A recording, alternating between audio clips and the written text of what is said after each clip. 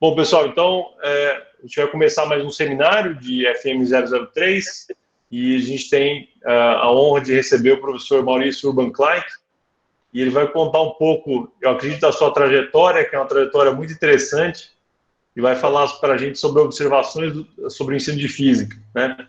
Então, é muito bom tê-lo aqui conosco, professor, e eu espero também que ele fale um pouco, eu estou vendo ali embaixo as credenciais do PSIM, eu espero que ele fale um pouco sobre o PSIM, que eu acho que isso é muito interessante, em especial para o pessoal da licenciatura, né? Então, professor Maurício, a palavra é do senhor. Dizer que eu estou bem feliz de vir fazer essa apresentação para vocês, não nessa situação, óbvio que eu preferia estar fazendo isso numa situação melhor, mas é o que temos. Então, eu vou iniciar a minha conversa, deixa eu só ver aqui, contando um pouco da minha trajetória que eu fiz na minha carreira e, de uma certa forma, na minha vida também. Eu estudei no Colégio Estadual do Paraná, que é esse colégio que vocês estão vendo aí, que era um colégio que tinha exame de admissão para entrar no equivalente ao fim do Fundamental 1. Então, para entrar no ginásio, você tinha exame de admissão. Como vocês vão perceber, eu sou um xeretador de dados. Eu fui olhar quantas pessoas concluíram o ginásio na época, que equivale ao ensino fundamental hoje. Era 10% das pessoas.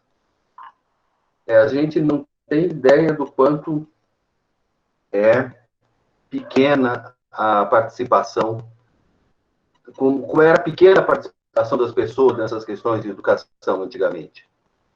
E eu gostei muito do projeto do Zeferino Vaz para a Unicamp, e eu tive a Unicamp numa época que ainda tinha muita movimentação estudantil e política, que é a época da ditadura militar, final da ditadura militar, e eu também estava presente muito perto dessa lousa aqui de cima, onde o César Lattes estava questionando algumas coisas da relatividade geral, que ele disse que a relatividade geral estava errada, que ela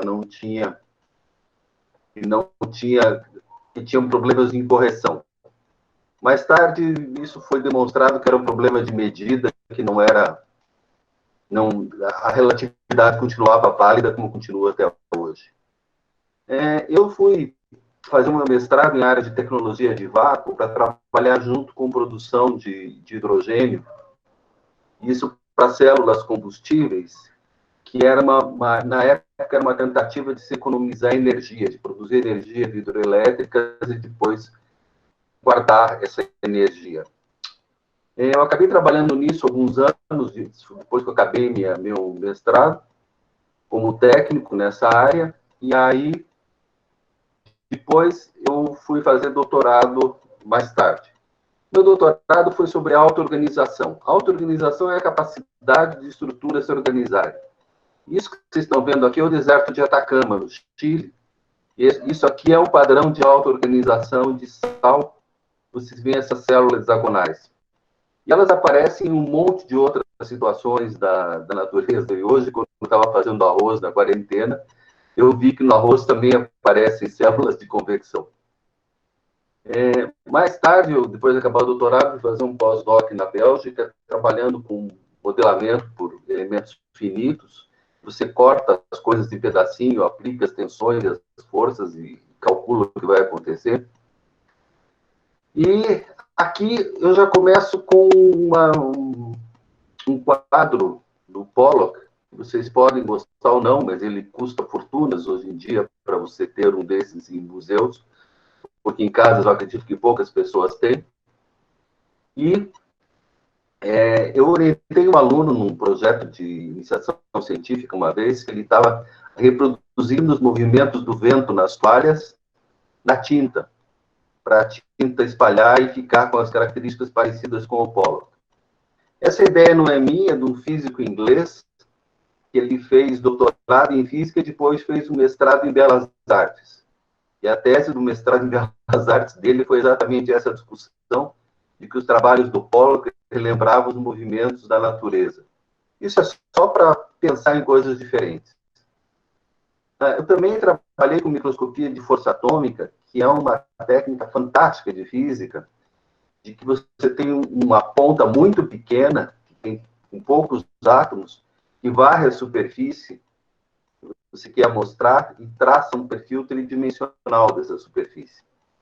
Eu trabalhei fazendo simulações, fazendo medidas de crescimento e de corrosão de superfícies, além de ter trabalhado com outros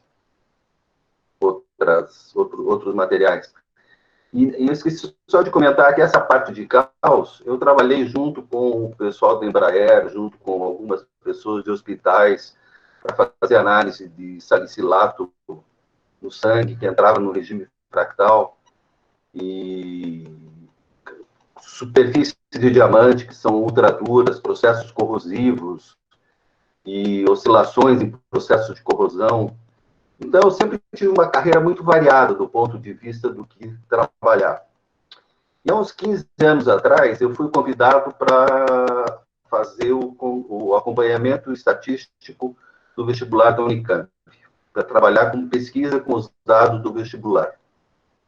E isso acabou definindo o meu rumo depois, e eu fui para a área de pesquisa e ensino, que implicou me aproximar das disciplinas de licenciatura, e da criação, participei fortemente da criação de uma pós-graduação multiunidade de ensino de ciências e matemática, que é o PSIM, um projeto de pesquisas com os microdados da Conveste e do Enem.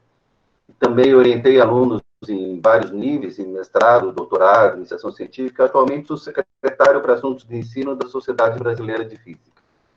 Eu vou conversar um pouco mais, antes de ir para frente, sobre o que é o programa de pós-graduação em ensino de ciência e matemática. A pós-graduação em física, ela é uma pós-graduação que todo mundo, mais ou menos, todo mundo acha que entende o que está acontecendo, porque você entende mal e mal o que está acontecendo no seu experimento, do seu laboratório, no seu modelo, da sua mesa. Porque elas são muito complexas. E dificilmente você consegue entender tudo sobre essas pesquisas. Mas e muitas vezes se fala pouco de pesquisas na área de ensino, principalmente porque o número de pessoas envolvidas é pequeno, então você não escuta falar tanto sobre isso. Mas você tem inclusive bolsas de mestrado, de doutorado, até de pós-doutorado, para trabalhar com questões educacionais, que são fundamentalmente como é que eu posso fazer os estudantes aprenderem melhor e mais sobre física, no nosso caso, né? Ou sobre ciências de uma forma um pouco mais geral. Então, eu vou fazer algumas observações para vocês sobre o ensino de física no Brasil, rumos que o ensino de física tem tomado, um pouco dessa discussão de pesquisa e de sala de aula, olhar uns dados um pouco antigos de evasão que eu tenho, mas que acho que ajudam a gente a pensar no que significa evasão, e um pouco de comentário sobre o Enem, sobre o que o Enem está medindo em última instância. Quando vocês fazem a prova do Enem, ele dá um resultado. E é o que esse resultado significa. Então, aqui eu tenho um laboratório antigo, mas é um laboratório que é bem parecido com os laboratórios que você via até alguns anos atrás. E o ensino de física no Brasil começou a se estruturar um pouco mais por causa disso aqui. Isso aqui é o satélite, é o Sputnik, é o satélite russo. Quando eles lançaram esse satélite russo, os Estados Unidos ainda não tinham lançado. Quando os russos lançaram, os Estados Unidos não tinham lançado ainda o satélite. Então, ele ficou como uma necessidade de ampliar a parte de estudo de ciências nos Estados Unidos. E aí eles criaram um projeto chamado PSSC, que era um projeto de ensinar física usando muita experimentação, muitos experimentos para explicar a física. Esse projeto foi traduzido para o Brasil no começo da década de 60, e foi muito usado no começo, mas logo depois ele decaiu porque os professores não se adaptaram muito ao processo. Dentre os vários projetos de ensino de física que teve no país, um dos mais marcantes foi um da USP, que era o GREF, Grupo de Elaboração de Ensino de Física, e ele tinha como característica uma coisa bem interessante, que é o seguinte, que é trabalhar muito com coisas práticas. Então, você trabalhava com coisas que você via no cotidiano, via no dia a dia. Isso funciona muito, por exemplo, quer dizer, quando você vai para um aquecedor, aqui você facilmente via o que era o processo de encandecer o aquecedor para ele aquecer o ambiente, ou então que o som mexia o alto-falante. Só que, junto com... O que aconteceu? Isso aqui era uma coisa da década de 70, até começo da década de 80. Mas a gente teve uma mudança tecnológica muito grande. Hoje em dia, todas essas coisas estão escondidas, então é muito difícil. Você não tem mais uma TV com um cinescópio que emitia raios catódicos aqui. Você agora tem uma TV de plasma que é fininha, que você mal consegue entender como é que ela funciona ou enxergar essas coisas. O mundo se tornou mais complexo. E isso mudou um pouco a forma de se ensinar física. E outra coisa que mudou muito a forma de se ensinar, isso aqui é um químico da UNB que faz essa discussão muito bem feita, o Ricardo Ghost. Ele disse o seguinte, ele disse que você começou a ter um problema de que, com os cursinhos, as apostilas, você começou a investir cada vez mais no treinamento. E as escolas começaram também a se preocupar com o treinamento e investir em livros didáticos que fossem se aproximando dos cursinhos. Então, você teve, nesse processo de aumentar o treinamento, aumentar a disputa por vestibulares, aumentar a disputa pelo Enem, um certo emburrecimento do processo de ensino. O processo de ensino ficou muito mais focado num treinamento excessivo do que numa aprendizagem mais fundamentada de física, por exemplo. Desculpe que eu saí do modo de tela cheia. Espero que agora tenha voltado.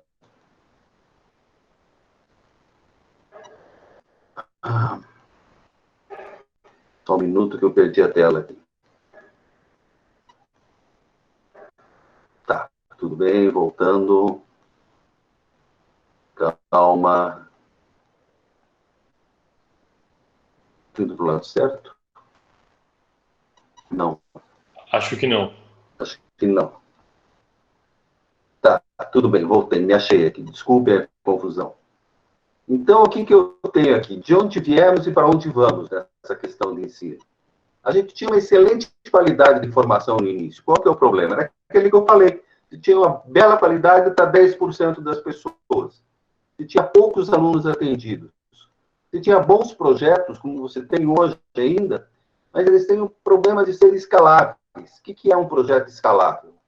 É um projeto que consegue abranger um maior número de pessoas possíveis. E muitos desses projetos não têm essa característica. E para onde que a gente vai? A gente tem alguns problemas atuais que são bem difíceis de você trabalhar. Por exemplo, todos vocês, eu acho que estão tendo contato com essas discussões sobre a interdisciplinaridade e o papel e a junção de todas as ciências no ensino médio agora, dentro da nova BNCC, que é a Base Nacional Comum Curricular. O problema é que, se você não tem disciplina, como é que você vai ter uma relação interdisciplinar? As disciplinas são fundamentais para que você tenha uma relação interdisciplinar depois. O problema do conteúdo, quer dizer, tem uma dificuldade de saber exatamente quem estrutura o conteúdo, se o conteúdo é nacional ou não é. A Secretaria de Educação sempre tem um conteúdo próprio, às vezes as municipais também. Então, por mais que se busque um núcleo comum, é sempre difícil essa questão do conteúdo. E é um outro problema, que é um problema que vocês são as pessoas que vão ter que resolver, a nova geração, que é como transmitir os resultados das pesquisas para as escolas. E como fazer pesquisas que tenham larga escala, que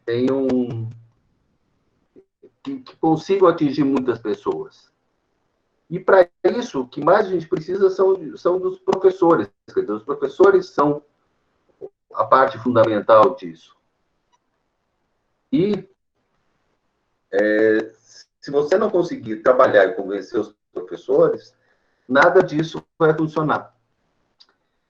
Então, como é que a gente está hoje em dia, quer dizer?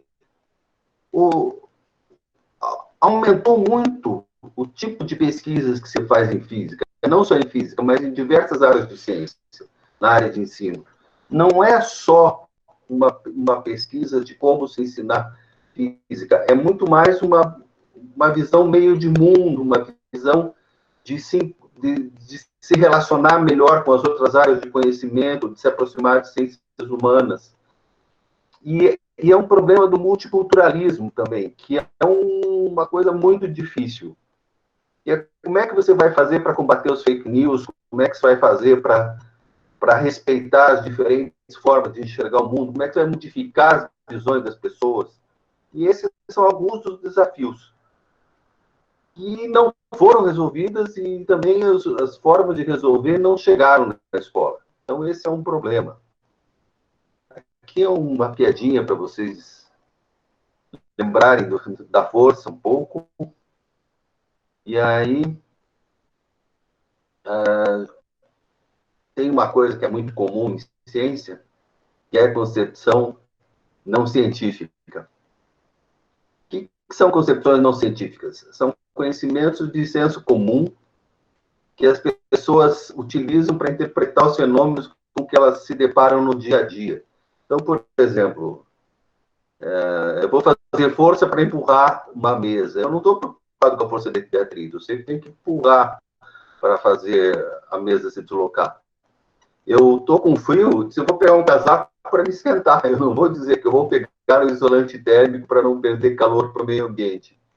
Primeiro, porque se eu falasse isso, dependendo do grupo, eu ia mandar internar você se eu falasse uma coisa dessas. Então, e essas concepções não científicas são muito importantes para você entender o que acontece. Esse desenho aqui é como Aristóteles e até boa parte da Idade Média enxergavam a questão da balística. Então, você tinha uma força chamada, não sei se era uma força, mas tinha uma coisa chamada ímpetus, que levava a bola de canhão até uma certa altura, gastando o ímpetus. Quando o ímpetus acabava, a bola caía. E era esse o projeto aristotélico para isso. E tem muitas coisas de Aristóteles que a gente usa hoje ainda, porque elas aparecem naturalmente quando você reflete sobre movimento, principalmente. E isso já foi área de estudos em 78 do século passado, quer dizer, já tem aí seus 20, tem seus 40 anos de idade já se discutir isso. Só que isso não chega nas escolas. E aí, o problema todo é como que você vai fazer essa transição para essas coisas chegarem nas escolas. Eu tenho, então, essa discussão sobre essas concepções não científicas, que elas tiveram auge em torno da década de 60, 70 do século passado. Teoricamente, isso não devia mais ser um problema de pesquisa, ele devia ser uma coisa resolvida. Mas, na prática, o que acontece é o seguinte, eu vou mostrar para vocês agora uma questão do Enem, que é uma discussão de Galileu buscando desmontar a visão aristotélica associada à força e movimento. Então, o que ele propunha? Ele dizia o seguinte, se eu solto essa esferinha daqui, faço ela descer até aqui, ela vai subir até aqui, esse plano. Eu não tenho atrito em nenhum lugar nenhum, então ela vai subir até ali, vai voltar até aqui e vai ficar nesse movimento constante. A pergunta dele é o que aconteceria se eu baixasse esse plano? Já vi que eu posso ler o chat de vocês, então eu vou perguntar para vocês. O que acontece se eu abaixar esse plano e soltar a bolinha? O que vai acontecer com ela? Ela vai acelerar, não, daqui para frente, ela vai acelerar, vai desacelerar ou vai ficar com velocidade constante?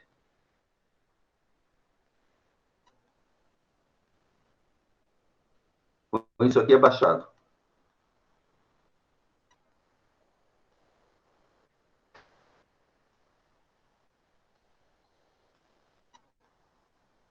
A gente vai ver daqui um pouco o que vai acontecer com ela. Mas enquanto vocês pensam o que vai acontecer com ela, O Pedro disse velocidade constante. É, isso. E o João disse, você vai diminuir o ângulo até zero ou menor do que zero? Tiago, o chat está chegando aqui. Tá certo. Tá, então, obrigado, mas eu estou conseguindo acompanhar. Se precisar de alguma coisa...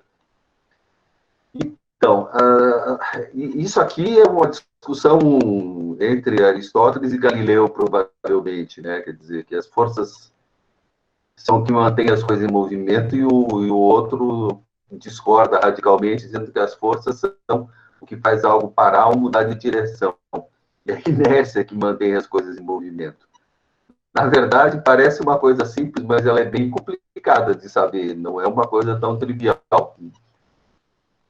E aqui é a questão proposta no Enem, em 2014, e tem várias respostas possíveis, mas é basicamente isso que vai acontecer com a velocidade da esfera aqui.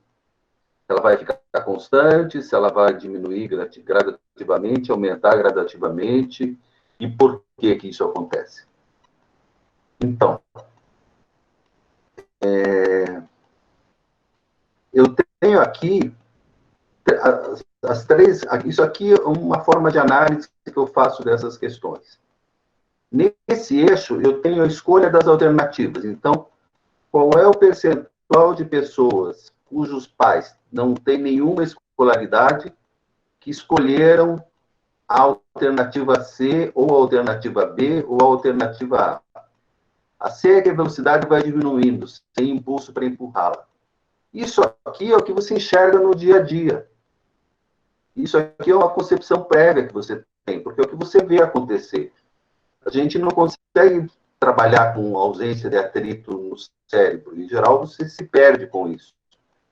Então, maior taxa de respostas aqui, que fica entre 35% de respostas e 30% e 40%, entre 25% e 35% de respostas dessa alternativa, ela indica que a velocidade vai diminuindo, que é o que ocorre no mundo real, mas não é o que ocorre sem atrito.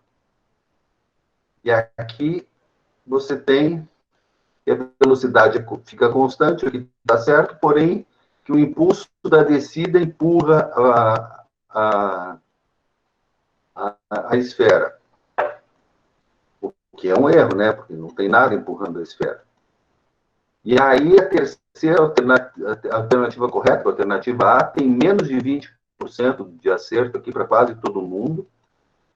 Isso aqui significa 20% é o limite do chute, que são 5 questões. E aqui eu tenho os anos de escolaridade dos pais. Então, 30 anos de escolaridade dos pais são que os dois pais têm ensino superior. Isso no Brasil significa que a família tem boas condições financeiras, em geral.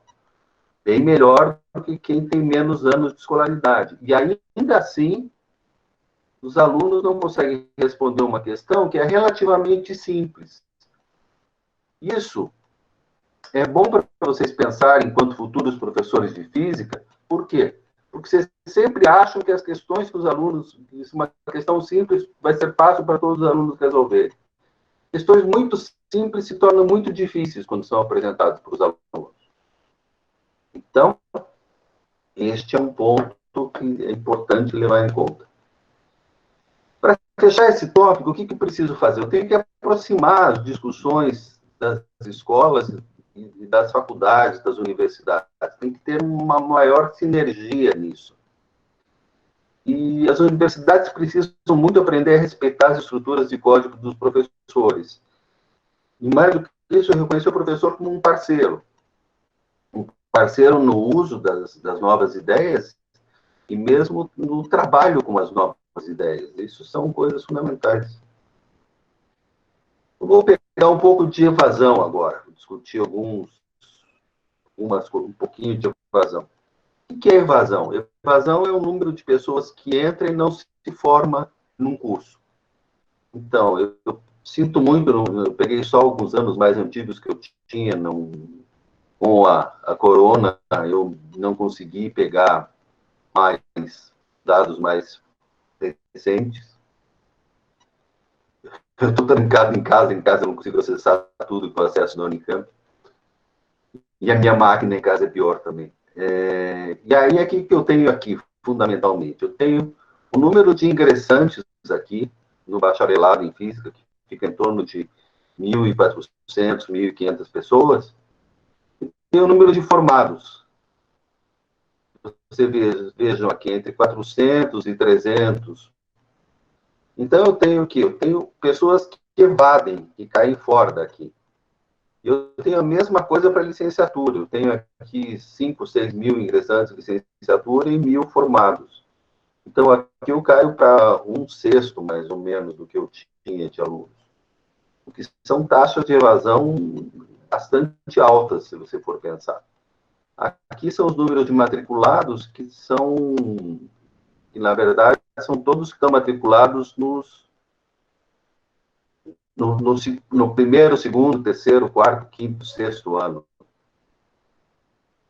Então, se eu faço o cálculo dessa diferença aqui, dessa taxa de evasão, e faço isso por ano, não interessa, quer dizer, não interessa.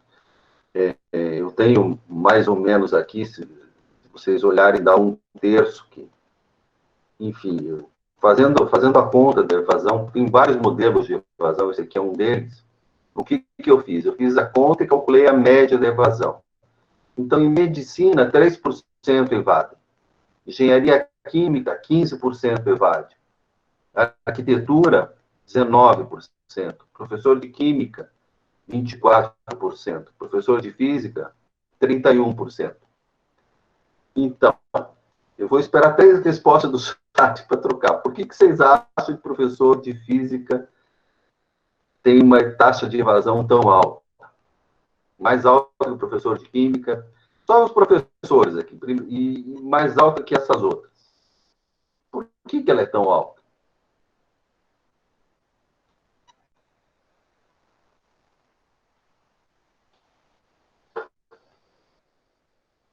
Perfeito, complexidade do curso é uma das coisas.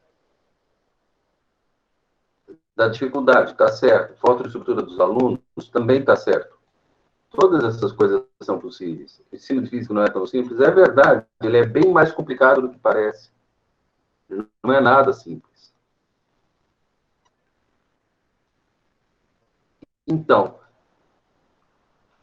se formam poucos professores de física, porque o currículo é um problema. Sim, em alguns casos o currículo pode ser um problema. No caso da Unicamp, a gente conseguiu implementar esse curso de Física Zero, que melhorou muito a questão da licenciatura. Eu não sei como é que ele está suportando a quarentena. E aí, os licenciandos são um problema? Eu não acredito que os licenciandos são um problema. São as melhores pessoas que a gente tem para pegar, para trabalhar nessa situação. A profissão é um problema? Um pouco sim. Mas qual que é de fato o problema? O problema é o reconhecimento social e salarial da profissão de professor. Você tem que dar um duro desgraçado, você tem que estudar muito mais do que um cara que está indo para a área dura, porque você não é obrigado a ler os longos textos de licenciatura que vocês têm que ler. E você não tem nem reconhecimento social, nem salarial da profissão. Por que os químicos conseguem ter uma relação um pouco melhor? Porque os químicos ainda trabalham no como é que chama? Eles trabalham em outras áreas de química. Mesmo você sendo professor de química, você tem um CRQ, um Conselho Regional de Química, que permite você fazer alguns trabalhos, isso no ramo farmacêutico. Então, física é muito difícil, é muito complexo para você aprender, para ensinar também, e junte-se com tudo isso, que tem um certo desrespeito profissional em relação aos professores em geral. E esse desrespeito, ele vem já de décadas. Eu peguei o final de uma escola pública boa, e eu me lembro muito que da época da ditadura militar, aquele famoso milagre do Delfim Neto de conseguir dinheiro, foi arrochando o salário de professor, uma das coisas que ele fez. E de lá para cá, o salário dos professores caíram muito. Eu estou falando da escola pública. A escola privada ainda tem algumas boas escolas privadas que pagam bem. E aí, o que eu vou dizer para vocês procurarem fazer? Depende do que vocês quiserem. Se vocês quiserem mais liberdade de ação, vão para a escola pública. Se quiserem ganhar melhor, vão para a escola privada. Vocês que vão ter que escolher. E agora você tem alguns cursos novos que são bons do ponto de vista de possibilitar. Concordo, o problema é que a gente, atualmente, a situação está pior ainda, porque você tem governo que não reconhece as questões de ciência como questões importantes. E aí, se você não reconhece a importância das questões de ciência como uma questão de Estado, você dificulta muito a sobrevivência de todo mundo. Sabe? Hoje eu li uma notícia que parece que o ministro da Ciência e Tecnologia vai ser trocado por uma moeda de troca com um partido por uma questão política. Então, você não pode, você tem que ter um pouco mais de tranquilidade para a ciência poder florescer e ocorrer bem. A gente viu um pouco aqui, quando eu mostrei aquele resultado, esse resultado aqui, ele já tem um pouco de classe social, que é a escolaridade dos pais, e alternativas certas ou erradas, né?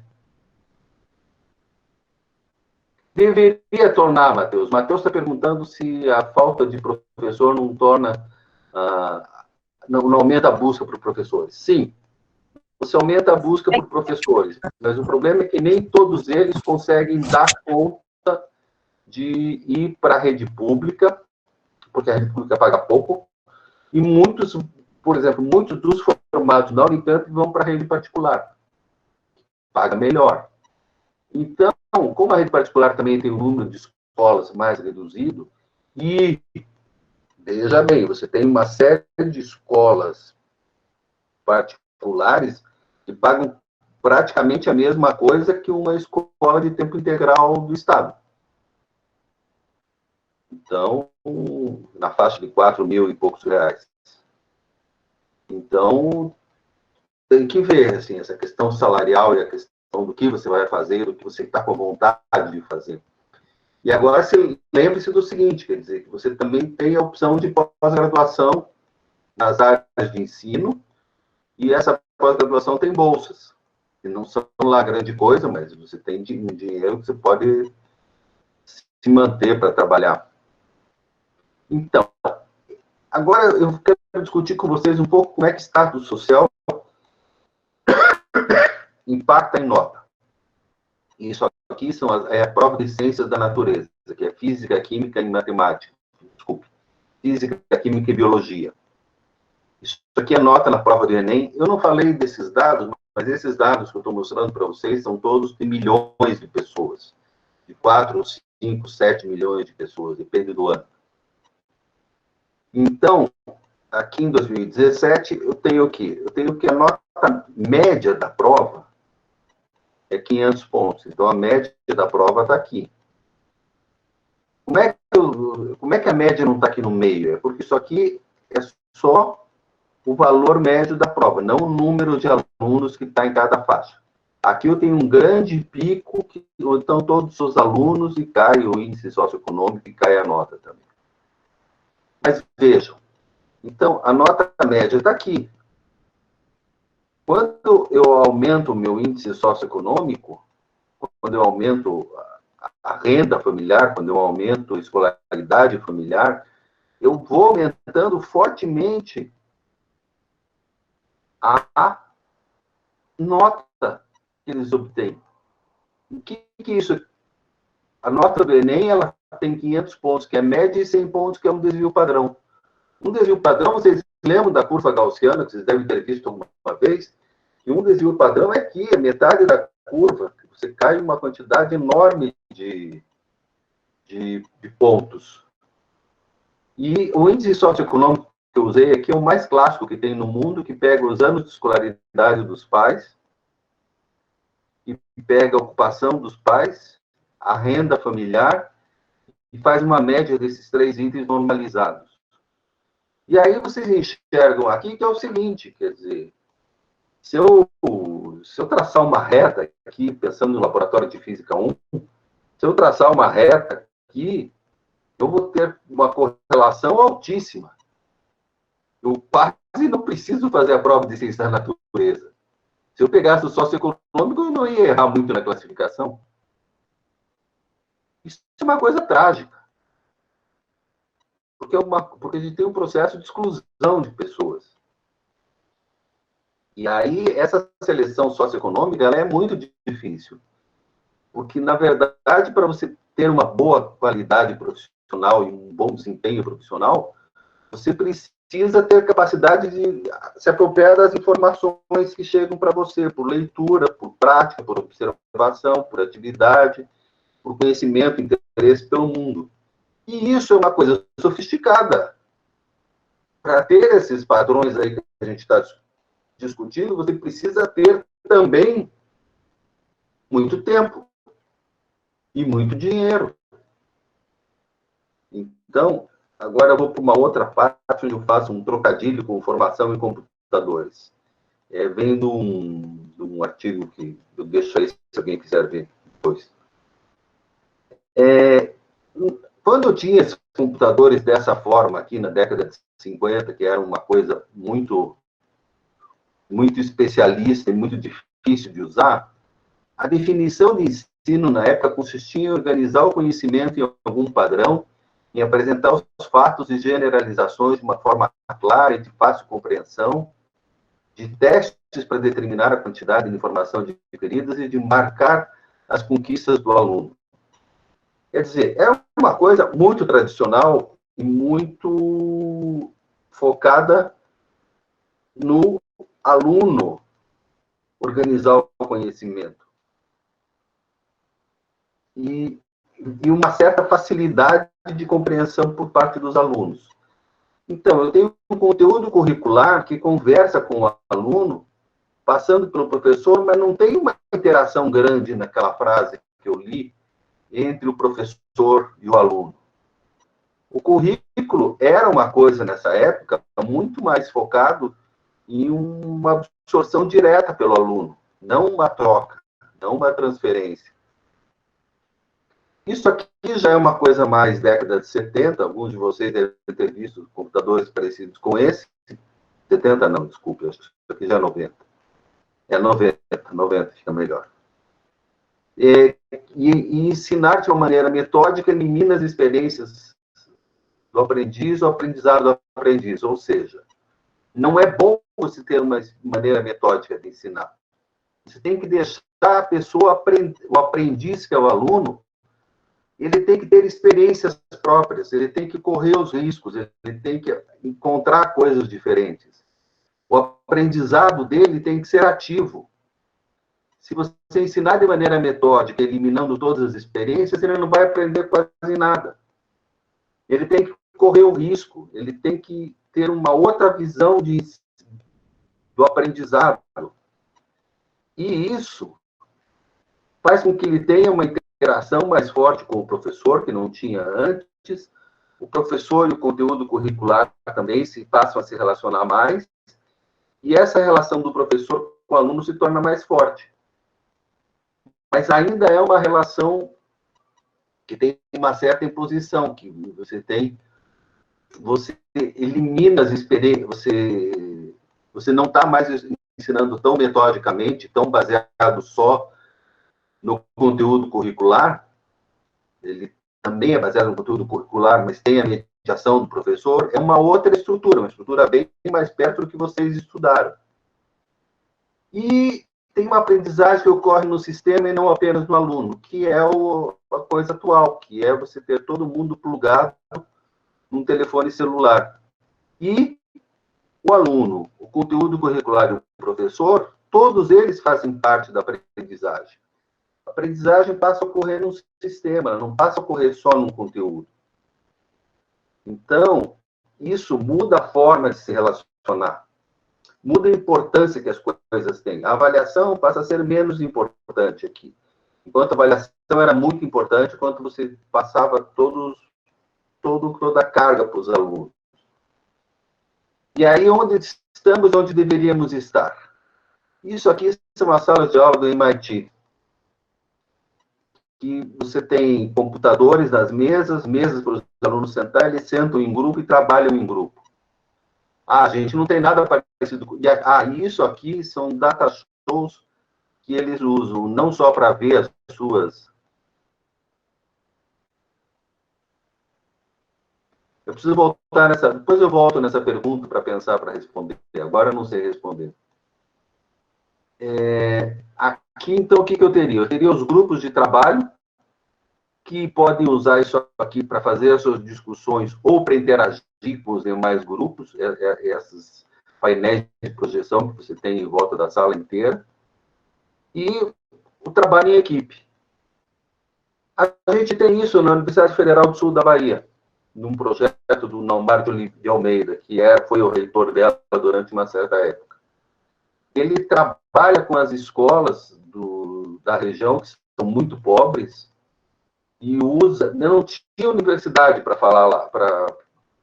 Até 10 anos atrás não tinha universidade lá. Ela foi criada, a universidade, no sul da Bahia.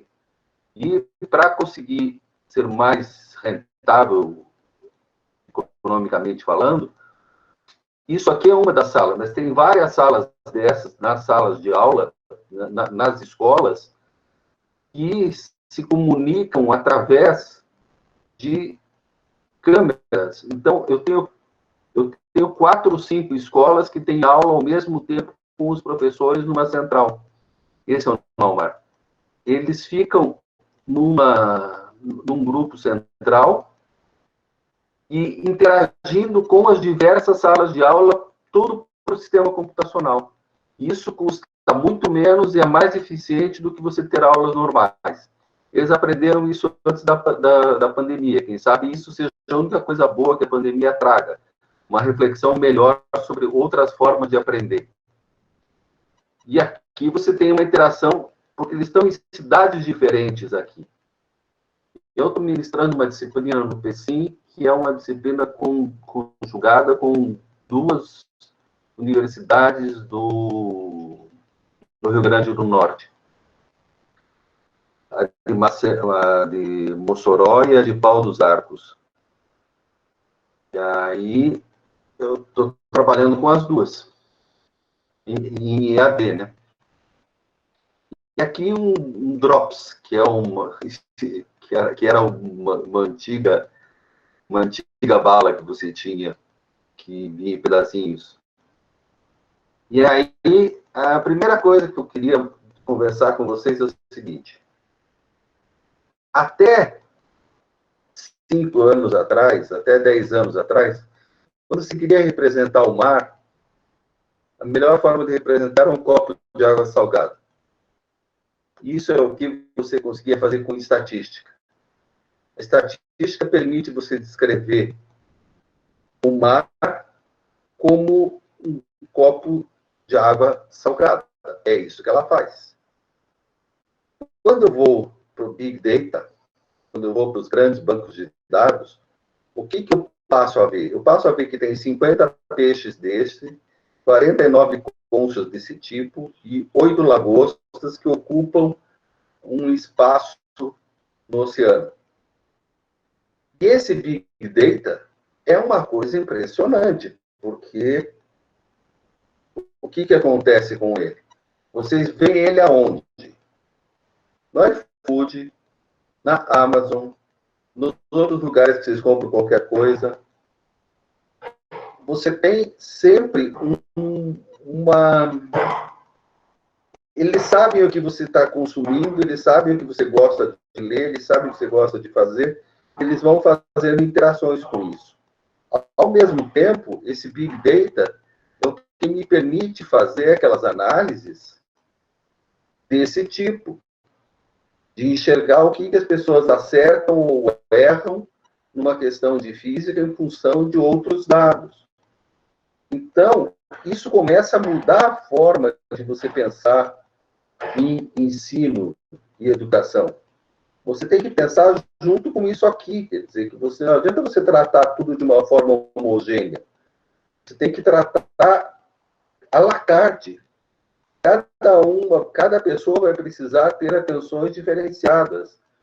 E os sistemas computacionais permitem e ajudam isso. Inteligência artificial vai auxiliar fortemente os professores a trabalharem dessa forma. E aqui tem uma coisa que é muito interessante, que é do Marco Antônio Moreira, que é o primeiro físico brasileiro que saiu para o exterior para estudar ensino de física. Ele deve ter seus 60 e poucos anos hoje. E ele mostrou uma coisa no seminário que eu gostei muito, que depois de uma transparência que tinha os fundamentos da educação no extremo e os fundamentos da física no outro. E que a grande dificuldade do ensino de física é que ele fica no meio das duas. É uma zona cinzenta entre a educação e a física. E os dois são extremamente complexos e fazer a junção desse pedaço com esse pedaço não é uma coisa simples, porque as lógicas mudam muito. Aqui eu tenho várias verdades possíveis. Aqui a verdade é uma só e eu não discuto. Começa por aí. Isso já dá uns 10 anos para vocês conseguirem equilibrar. Eu agradeço a todos a atenção e muito obrigado. Se vocês quiserem ter mais informações sobre isso, eu tenho algum tanto de dados na minha página sobre alguns cursos e alguns resultados. Muito obrigado. Vamos conversar um pouco e falar sobre as perguntas. Obrigado, professor Maurício. Bom, a sua palestra, eu já vi umas outras vezes suas palestras e às vezes eu fico chocado com os dados estatísticos que você apresenta. O problema é isso, que eles são dados reais e que são difíceis de serem rebatidos, né? Aquele dado que você mostra na página 43 sobre a condição socioeconômica e a nota do Enem é desesperador, né? Agora, eu só acho uma coisa, quer dizer, você tem condições de fazer provas que equilibrem melhor, você já tem hoje os sistemas de ação afirmativa que mudaram muito o perfil dos estudantes das universidades, e eu acho que a gente tem, dentro desse processo, um avanço, mas que é chocante E o pior não é eu acho que minha pergunta iria meio que nessa direção. Eu pulei na frente de todos os alunos, porque eu estou controlando o microfone, então eu posso pular na frente deles. Que nós sempre falamos, né, dessa coisa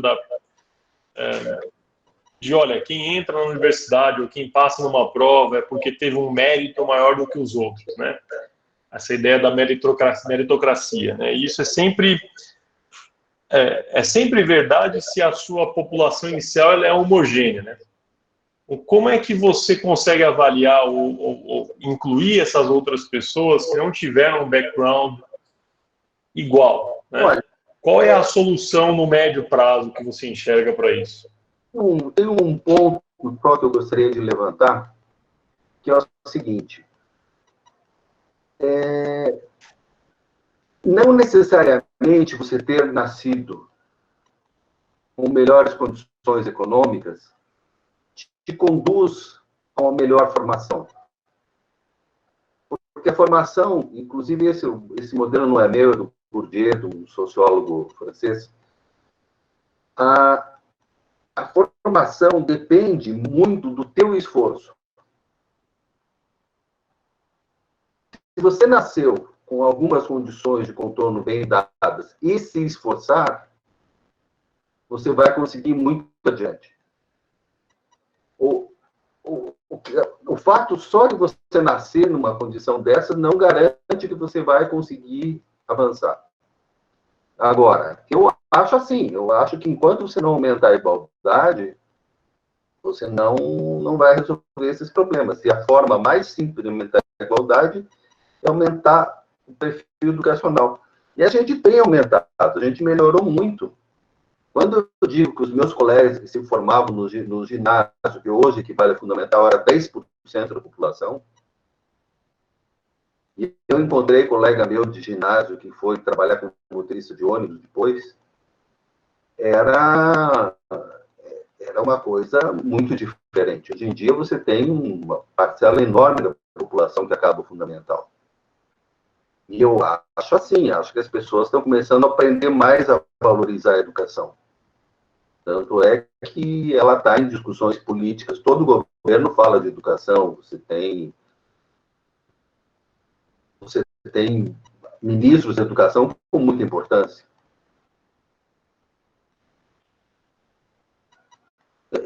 Então, Tiago, eu diria assim, para dar uma resposta de fato, eu diria que é possível isso com algum investimento na área da educação. Agora, qual é o problema de investimento na área da educação? É que o número de pessoas envolvidas é muito grande. Então, a saúde, a educação e a segurança são três áreas que as pessoas estão sempre falando delas. Só que elas não se dão conta da quantidade de pessoas envolvidas. E é por isso que o Estado o Estado consegue resolver o judiciário, que são poucas pessoas, mas não consegue resolver esse outro lado, que são muitas pessoas. É um problema de custo. Ler o orçamento do Estado é importante. Eu fiz isso uma vez na vida e nunca mais vou fazer.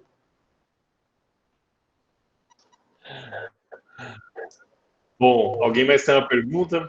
O Arthur tinha perguntado, né? Depois que eu não consegui ler direito. Isso, foi o Arthur. O Arthur Tony, ele perguntou se essa maior dependência dos professores não foi causada pelo aumento ao acesso à informação. Acho que ele queria dizer se essa maior independência, né, dos alunos com respeito aos professores. Correto, Tony? Correto, Arthur?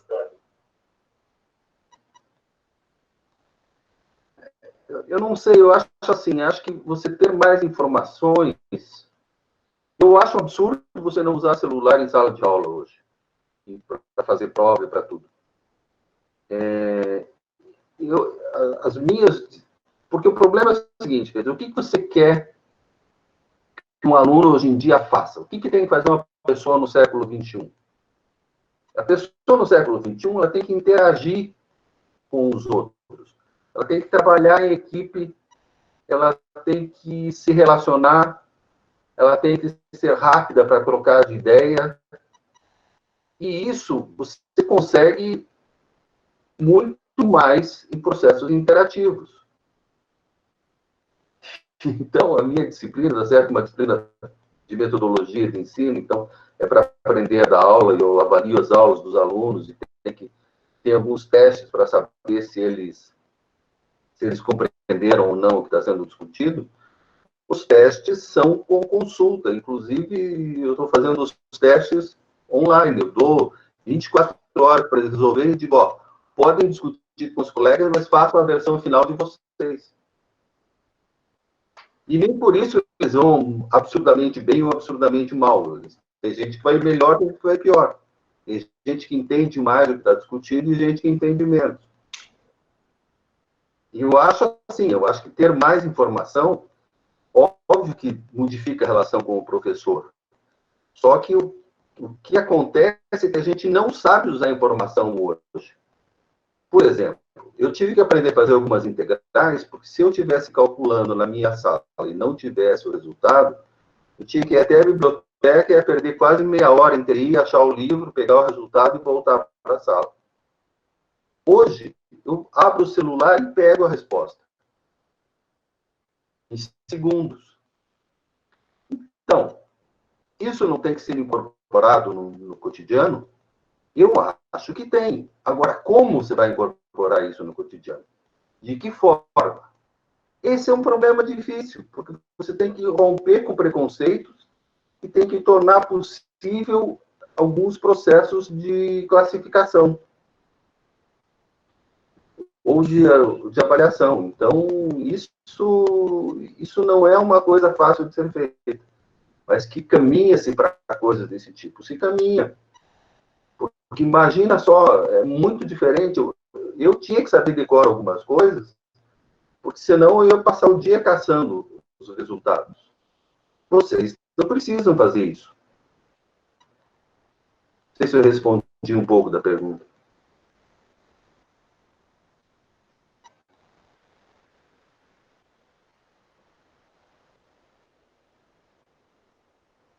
Olha, pseudociência na verdade, é uma das piores coisas que pode acontecer com pseudociência, na minha visão. Depois eu vejo a questão do celular, mas deixa eu responder essa primeiro. A questão da pseudociência, ela, na verdade, é um retorno quase àquela coisa do Aristóteles. Quando você deixa... Mas nem é esse retorno ao Aristóteles. Olha, pseudociência, no fundo, é arrogância. É uma violência contra as pessoas. É você afrontar, é você dizer que você tem razão porque você fala mais alto. Ela não passa por um processo de conversa com os pares. Ela confunde discussão com os pares com falar mais alto. E a outra coisa é que as pessoas, no caso de física, usam quântico para tudo. Eles dizem que tudo é quântico porque daí eles vendem isso como quântico. Eu me lembro que uma vez eu tinha comprado os cristais de rocha em algum lugar que eu passei no interior de Minas, e aí uma conhecida foi lá em casa, olhou e disse assim, você me explica a energia dos cristais? Se olha, senhoras, os cristais não têm energia nenhuma, eles são coesos. Olha, a pseudociência é um nó, porque, na verdade, só bons professores conseguem romper com a pseudociência. E é muito difícil romper, porque, no fundo, o cara se sente superior. Quando você ataca alguém por causa da pseudociência, ele acha que ele está sendo perseguido porque ele está avançado no tempo. Tem aquele louco lá dos Estados Unidos que falou mal do Einstein, que falou mal de um monte de gente. O que é isso, gente? Não dá para seguir esses caras.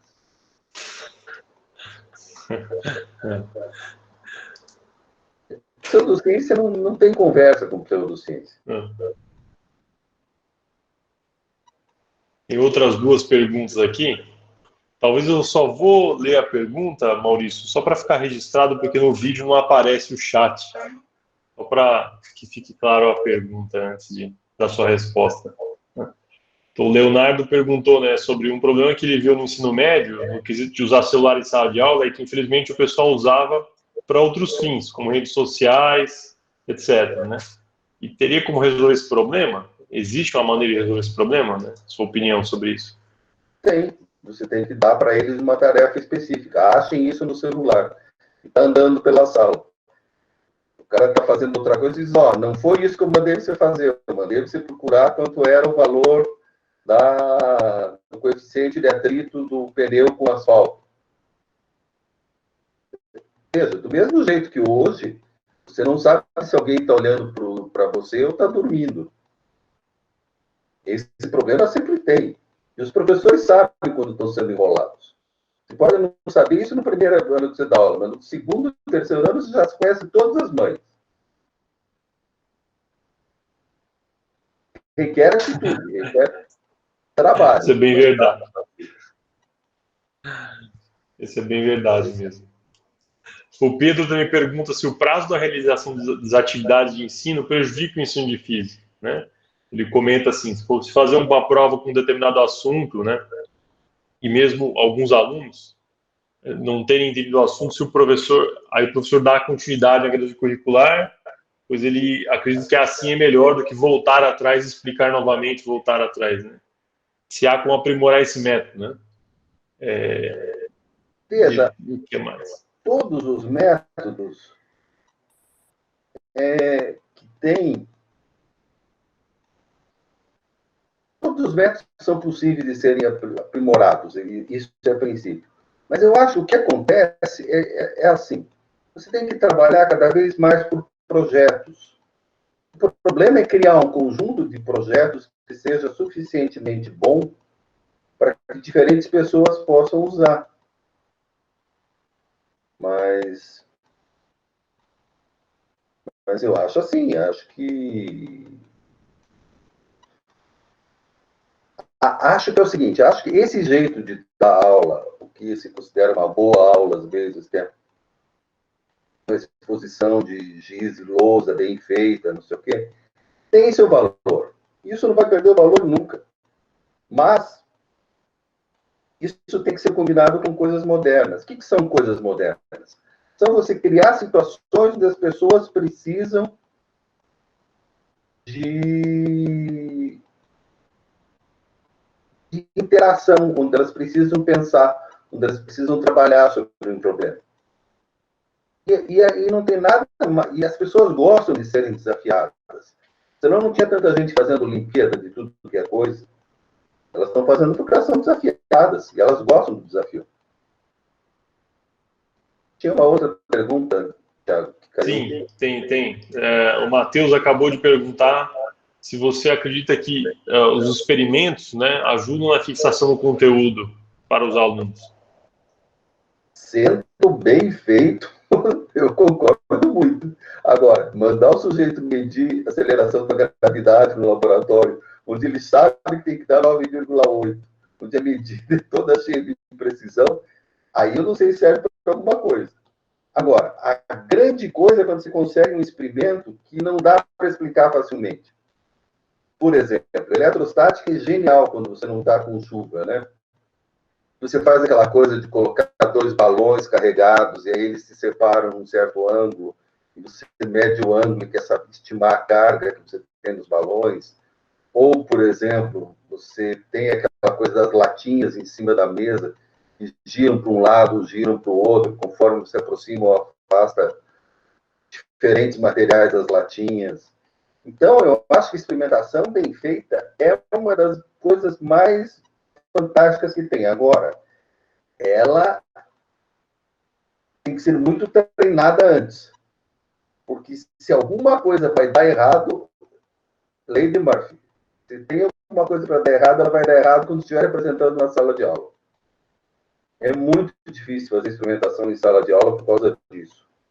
Porque, primeiro, você tem que ter alguém que leve o material para você, senão você vai andar com o material, que nem sempre é tão fácil de transportar. E a outra é que você tem que treinar muito para não dar errado. Mas é fantástico. Eu acho assim, que se você consegue ter umas 4 ou 5 aulas de experimentação durante o semestre, você já melhora muito a sua relação com a turma. Ela passa a gostar mais, entender mais do que você está falando. É uma excelente ideia. Deixa eu só talvez só fazer um comentário pessoal aqui, Matheus, nessa sua pergunta aqui. Depende também do seu objetivo, né? Uma coisa é você ensinar o aluno a como fazer o experimento, a como atacar um problema experimental, entender o que ele está fazendo, entender como que extrai os dados, qual tipo de informação que você retira. A outra coisa, por exemplo, você usar os experimentos como uma forma de demonstração, né? Acho que essas duas coisas são um pouco distintas e é claro, depende do seu objetivo final. Então, acho que talvez essa é a minha opinião. Às vezes não é muito fácil de você dar uma resposta muito abrangente, porque depende do seu objetivo final, né? Se é você explorar a capacidade de experimentação de uma pessoa, ou se explorar a capacidade de criatividade ou de visualização, né, por exemplo, do aluno. Né? Na verdade, a minha resposta é uma resposta só para metade do que o Thiago falou. Foi a resposta só para a questão de sala de aula. acho que o trabalho experimental em laboratório, quando bem feito, é fascinante. Você estava naquela minha disciplina de causa de circuitos elétricos? Não, estava, né? Gustavo, eu fui seu aluno. Foi uma experiência muito incrível, porque a gente fez um laboratório completamente aberto. A gente achava os artigos e aí ia tentar entender e fazer as montagens em cima dos artigos. E era um processo de pesquisa. Não era um processo didático normal.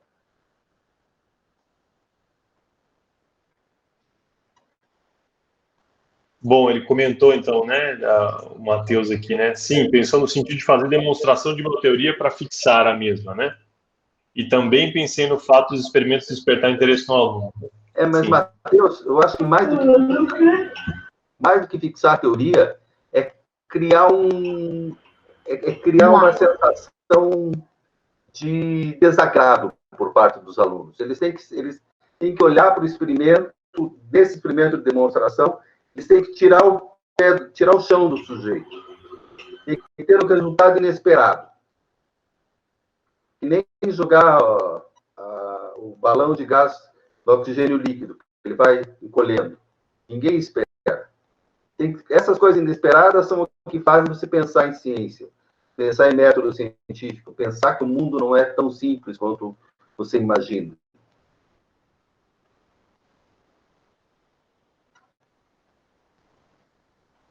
Bom, se ninguém tem mais uma pergunta, eu vou fazer mais uma. Que eu acho que é algo que a gente sempre se pergunta, né? Porque você comentou sobre, olha, nos dias de hoje é muito mais importante você colocar as pessoas para trabalhar em grupo e elas aprenderem sozinhas e seguirem adiante, etc. Né? Então, a minha pergunta, na verdade, são duas. A primeira é, como você faz para que essa pessoa que aprende sozinha via internet, ela consiga buscar fontes de informações não tendenciosas, né? Porque hoje em dia a gente, com o método do Big Data, né, a gente acaba, mesmo as suas buscas de internet são sempre direcionadas para um tipo de resposta, né? E você percebe isso quando você troca de computador, por exemplo, né? Você vai de um computador seu para um computador de outra pessoa e faz a mesma pergunta, a resposta é diferente, né? Então, esse é um lado da pergunta. Como é que a gente foge um pouco de ser induzido a uma resposta pela maneira como a internet hoje funciona? E a segunda parte da pergunta é, ok, ao fazer com que as pessoas trabalhem em grupo e independentemente busquem o conhecimento, como é que é possível ainda classificá-las? Porque ainda é necessário ter uma certa classificação para dizer se essa pessoa atingiu um certo nível de conhecimento para seguir adiante. Vamos lá, vamos pegar as duas. As duas questões são excelentes. A primeira é o seguinte: não é uma pessoa que deve procurar a resposta, é coletiva essa resposta. E aí são problemas específicos. Eu acho que quando a gente está falando na educação básica, é muito fácil você ter uma relação de que tem um trabalho de grupo, e se o trabalho do grupo atingir um certo padrão mínimo, dá para supor que aquelas pessoas estão no padrão mínimo, mesmo que algumas não estejam. Mas você não vai errar muito. Eu acredito que essa busca individual ela é muito perigosa, você tem toda a razão. E aí entra o papel do professor, e aí entra o papel das aulas invertidas, onde, na verdade, os alunos têm que discutir com o professor a matéria que eles estão tendo, que eles estão discutindo, que eles estão analisando, que eles estão pesquisando, que eles estão procurando na internet. Eles têm que discutir isso com o professor, e o professor, a partir de sua autoridade de conhecimento,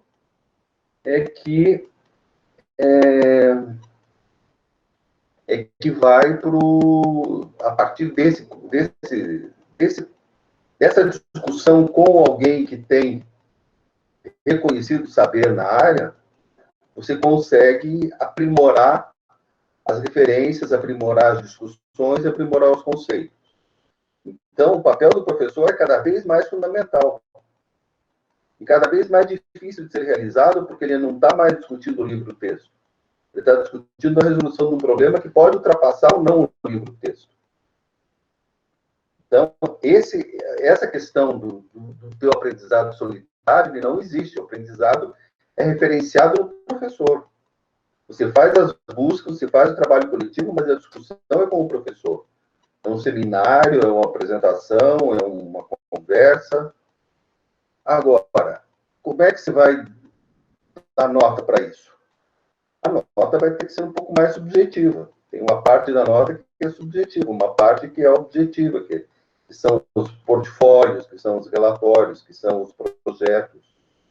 É mais difícil avaliar desse jeito, é muito mais difícil. É bem mais fácil você fazer uma avaliação mais standardizada. Mas a avaliação passa a fazer parte do processo de formação. É o que se chama de uma avaliação formativa. Não sei se respondi, Thiago, tentei responder, mas... Não, respondeu. Acho que essa é uma coisa importante. Acho que a sua resposta, acho que não, eu acho que essa é uma resposta que é interessante, né? Você fazer o coletivo procurar a resposta, ao invés do indivíduo, né? As discussões têm que ser procuradas em conjunto e as discussões depois balizadas, né? Isso, as discussões são balizadas pelo professor. Exato. Não, eu acho interessante isso, porque é complicado nos dias de hoje, né? Foi levantada a história da pseudociência, do fake news, isso nos dias... Eu vou contar um caso pessoal aqui, né? Minha filha hoje, minha filha já sabe usar, ela pega o celular e tenta conversar com a assistente online do celular, né? Ela faz perguntas para Siri, né? E outro dia ela perguntou uma coisa do tipo, olha, de onde vieram as pessoas, né? E a Siri falou, olha, clique nesse website. E no momento que ela clicou, o website existem duas teorias, que chamou de teorias. A teoria do criacionismo e a teoria do evolucionismo. E o site começa a descrever essas duas coisas, como teorias, como coisas equivalentes do ponto de vista da ciência. Então, se eu não tivesse ao lado dela, para balizar a discussão, e aí que vem, acho que a minha pergunta, você tem que estar muito atento, muito mais atento a essas discussões pontuais do que num modelo um pouco mais clássico, que você já tem um livro texto. A internet tem um lado que é terrível, que é o lado do amador, que não precisa dar explicação para ninguém e que se acha no direito de postar qualquer coisa. E aí arruma um grupo de seguidores, contrata os robôs para divulgar as ideias. É assustador. Eu acho que é cada vez mais difícil. Se um tempo atrás a gente se preocupava muito com pornografia na internet, hoje vai se preocupar com pseudociência na internet, que é muito pior do que pornografia. Não pornografia infantil. Isso aí é crime. Exatamente, acho que a informação ela é complicada, né? É muito complicado. Teve uma discussão agora aqui no chat, né, entre o Matheus, a Thaisa também respondeu, né? E o Matheus falando se não seria interessante propor aos alunos que trouxessem experimentos, né? Ao contrário, né, ao invés dos professores propor experimentos, os alunos propõem ou entregam o experimento e apresentam. E a Thaisa respondeu que no ensino médio dela já aconteceu isso, né? Vários professores de física e química induziam várias vezes a apresentar um experimento sobre um assunto, né? E que ela achou isso muito válido, né? É perfeito. Acho que é algo... Tudo que você puder fazer, os alunos interagirem, é válido. É muito bom isso. Eu me lembro que nas aulas de biologia, eu refiz o esqueleto de um sapo, peguei um sapo, pus para ferver na água até acabar com toda a carne, depois tirei os ossos, colei tudo e montei prova de biologia.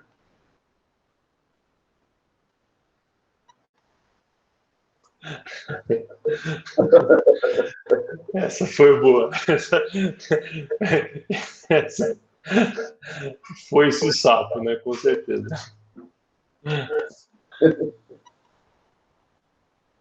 Bom, pessoal, alguém mais tem alguma pergunta?